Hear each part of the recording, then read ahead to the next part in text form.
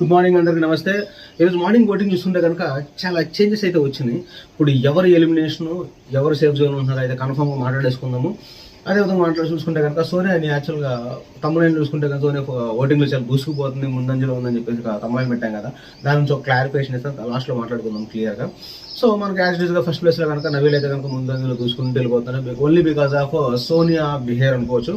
ఎందుకంటే సోనియా నబీల్ని ట్రీట్ చేసే విధానం కానీ, ఒక చీప్గా మాట్లాడే విధానం కానీ, మాట్లాడితే కావాలని పాయింట్ అవుట్ చేసి మాట్లాడడం, నేనే తోపు నేనే ఊపు అన్నట్టుగా మాట్లాడడం ప్రతి విషయంలో కూడా, ఇవన్నీ కూడా నబీల్కి ప్లస్ అనుకోవచ్చు.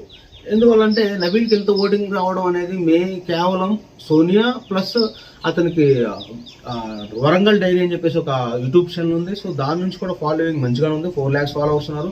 అలా కూడా ఓటింగ్ వచ్చింది అనుకోవచ్చు. ఇంకోటి పిఆర్ టీమ్స్ కూడా ప్రతి ఒక్కరు కూడా పిఆర్ టీమ్స్ పెట్టుకుంటారు వచ్చే ముందు బిగ్ బాస్ హౌస్కి. సో పిఆర్ టీమ్ వాళ్ళు కూడా వచ్చింది అనుకోవచ్చు. 60 to 70% అయితే కనుక కేవలం సోనియా వల్ల వచ్చిందని అనుకోవచ్చు. అందరికీ తెలిసిన విషయం, అందరూ ఒప్పుకోవాల్సిన విషయమే ఇది. సో సెకండ్ ప్లేస్ వచ్చేసి ప్రేరణ 19 to 20% సెకండ్ ప్లేస్లో దూసుకెళ్ళిపోతుంది. ఎందుకంటే ప్రేరణ సెకండ్ ప్లేస్లో ఉంది అంటే రీజన్ ఏంటంటే మనకి ఆల్రెడీ యష్మి నామినేషన్లో లేదు కాబట్టి యష్మి ఓట్లు కూడా ప్రేరణకు పడుతున్నాయి. ఎందుకంటే వాళ్ళిద్దరూ మంచి బాండింగ్లో ఉన్నారు కాబట్టి, మంచి ఫ్రెండ్స్ కాబట్టి. సో దట్టు వాళ్ళిద్దరూ సీరియల్ యాక్టర్స్ కాబట్టి సీరియల్ ఓట్లు మొత్తం నిఖిల్ లేడు, సంథింగ్ యష్మి లేదు కాబట్టి సీరియల్ ఓట్స్ మొత్తం మన ప్రేరణకు పడడం వల్ల సెకండ్ ప్లేస్లో 19 to 20% దూసుకుంటూ వెళ్ళిపోతుంది అనమాట. సో మన థర్డ్ ప్లేస్కి వచ్చినప్పుడు మణికంఠ 18 to 90% మణికంఠ ఉన్నాడు.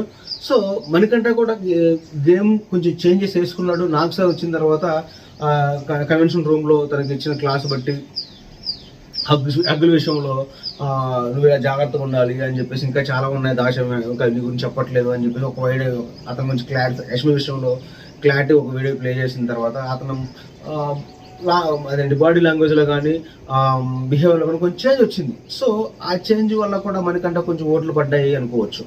తన గేమ్ కూడా కొంచెం బెటర్గానే ఆడుతున్నాడు, ఫిజికల్ గేమ్ కూడా కొంచెం బెటర్గానే ఆడుతున్నాడు. సో మనకంటే కూడా 18 to 90% రావడం జరిగింది. థర్డ్ ప్లేస్లో తీసుకుంటూ వెళ్తున్నాడు. ఇక 4th, 5th వచ్చేసి పృథ్వీ అండ్ ఆదిత్య 10 to 11% ఉన్నారు.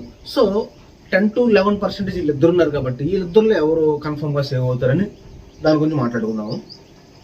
పృథ్వీ అండ్ ఆదిత్య 10 to 11% ఉన్నారు కాబట్టి డెఫినెట్గా ఆదిత్య ఓం గారు అయితే కనుక సేవ్ అయ్యే అవకాశాలు ఎక్కువ ఉన్నాయి. ఎందుకంటే కరోనా టైంలో అతను చేసిన పనులు కానీ, దత్తత తీసుకున్న గ్రామాలు కానీ, వాళ్ళకి చదువు గురించి ల్యాప్టాప్లు ఇవ్వడం, బుక్స్ ఇవ్వడం, అట్లాంటివి కొన్ని హెల్ప్లు చేశాడు. కాబట్టి ఇప్పుడు ఎలా ఉంటుందంటే నాకు మంచి చేసిన వాడు అక్కడ ఆపదలో ఉన్నాడు, నామినేషన్లో ఉన్నాడు, సో ఎలిమినేషన్ అయిపోతున్నాడు, సో అతన్ని సేవ్ చేద్దామన్న ఉద్దేశంతో డెఫినెట్గా అయితే కనుక ఆ ఊరు ప్రజలు మొత్తం అందరూ ఓట్లు వేసే అవకాశాలు ఎక్కువైతే కనిపిస్తున్నాయి.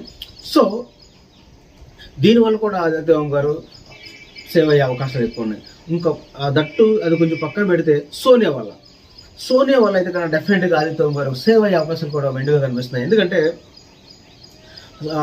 ఆదిత్య ఓం గారిని ట్రీట్ చేసే విధానం కానీ, మాట్లాడే విధానం కానీ, అంటే యాక్చువల్గా మైక్ ధరించట్లేదు మీరు సోనియా గారు అని చెప్పేసి క్లియర్గా చెప్పి నామినేట్ చేశారు కదా, ఆ విషయంలో సోనియా ఎంత ఎటకారంగా మాట్లాడిందంటే ఆదిత్య ఓం గారిని, మీరు మెడికల్ రూమ్కి వెళ్తారా, ఓకే చాయ్ పెట్టించమంటారా, మీకు వెనుకడ శక్తి లేదు, గ్రహించే శక్తి లేదు, మీకు అంత కెపాసిటీ లేదు, ఒకవేళ ఏజ్ ప్రాబ్లం వల్ల ఏమో అంత కెపాసిటీ లేదని చెప్పి రకరకాలుగా ఇన్సల్టింగ్గా మాట్లాడింది. సో దానివల్ల కూడా ఆదిత్య ఓం గారికి ప్లస్సే సోనియా వల్ల. సో సోనియా ఆదిత్య ఓం గారు అయితే ఈ విధంగా సేఫ్ అయిపోయే అవకాశాలు ఎక్కువ ఉన్నాయి.